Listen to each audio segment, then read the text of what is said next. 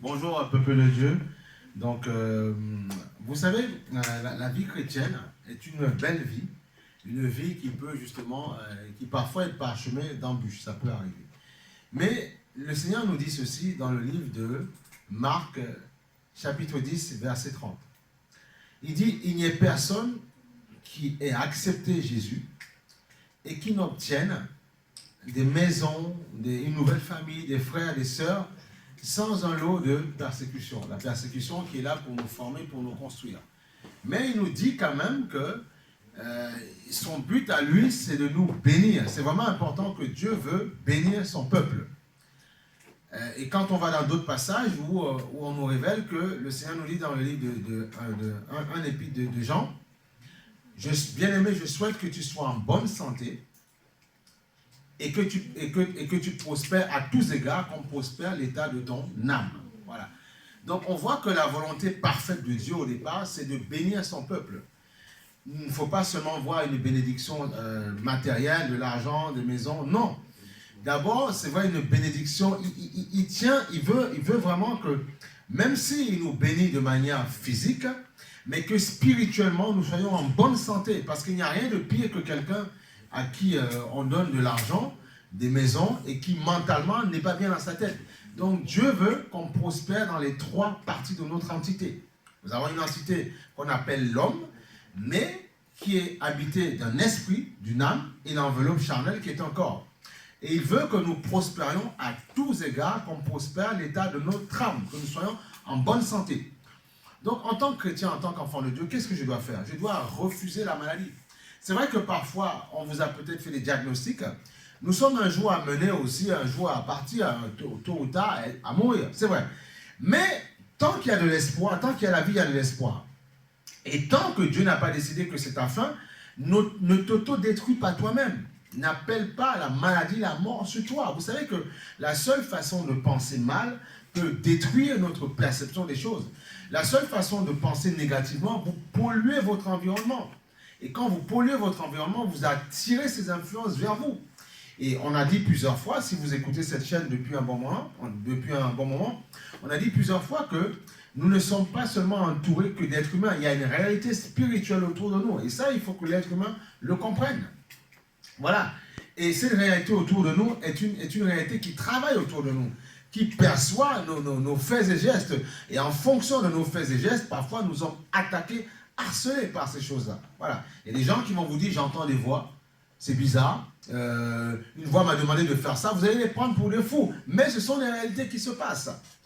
Et Jésus est venu détruire les œuvres des ténèbres.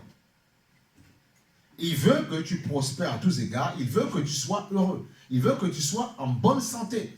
C'est la volonté de Dieu. Donc nous devons apprendre dès le départ à parler autrement.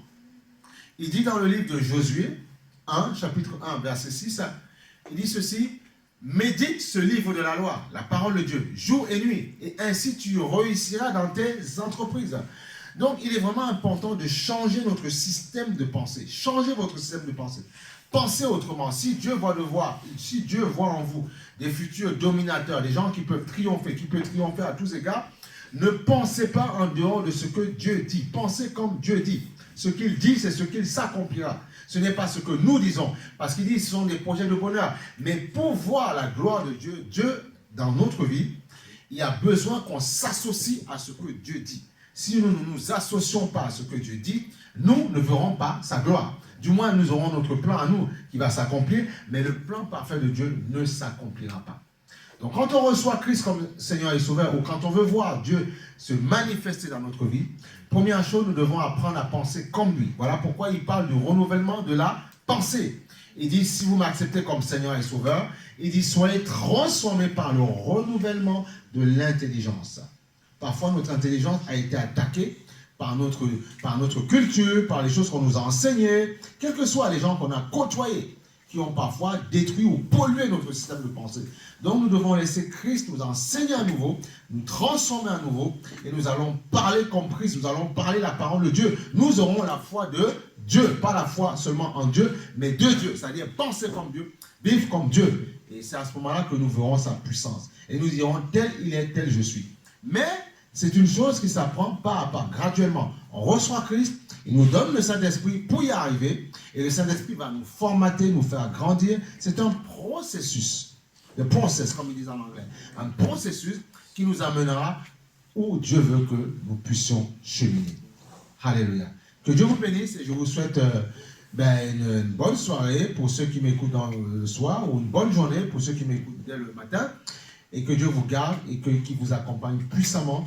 Et comme dit la parole dans Éphésiens chapitre 1 verset 6, que Dieu illumine les yeux de votre cœur afin que vous puissiez voir, que vous compreniez ce qui s'attache, la promesse qui s'attache aux saints. Et nous sommes saints en Jésus-Christ. Nous ne sommes pas saints parce que les hommes ont décidé que nous soyons saints. Nous ne sommes pas saints parce qu'on nous a canonisés. Non, nous sommes saints parce que nous avons reçu Christ comme Seigneur et Sauveur. Et la sainteté est notre nature première. Et parce que nous avons accepté, cru que nous sommes saints, même si on était des voleurs, des bandits, des voyous, des prostituées, des gens sans domicile fixe, ce n'est pas le problème. Dieu dit simplement dans sa parole que accepte ce qu'il dit de toi. Il voit de toi un prince, un roi. Et quand tu acceptes ce qu'il dit de toi, ça veut dire que tu te connectes à lui. Et parce que tu es connecté à lui, maintenant tout ce qu'il te donnera coulera dans ta vie et tu le recevras. Mais si tu refuses ce que Dieu dit de toi, malheureusement, même s'il a des cadeaux pour toi, tu ne les verras pas s'accomplir. Tout changement commence par le système de pensée. Ma prière est que votre système de pensée change, que vous voyez en nouveauté de vie et que la puissance de Dieu soit manifestée dans votre vie. Alléluia. Ainsi parle l'Éternel dans la vie de chaque personne. Alléluia. Il veut être le ainsi parle l'Éternel dans ta vie afin que tu puisses croire à sa puissance, à son autorité et voir sa gloire se manifester dans ta vie. Que Dieu vous bénisse et je vous dis à la prochaine fois. Amen.